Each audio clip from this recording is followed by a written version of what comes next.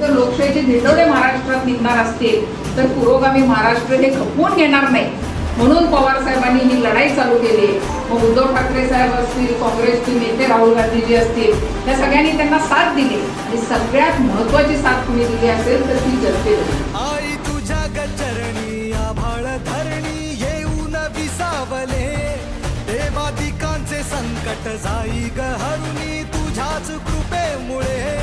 नाद झंकार तू सारा संसार तू, नाद झंकार तू सारा संसार तू, तुझ्या पायाशी आम्हा राहू दे आई. शेतकऱ्यांची कर्ज माफ करायचा एक ऐतिहासिक निर्णय ज्या नेत्यानं घेतला होता.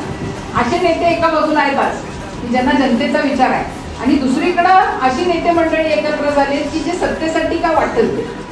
ह्या जर भावना असतील तर ते जनतेला मान्य होत नाही. आणि हे सगळं जर परिवर्तन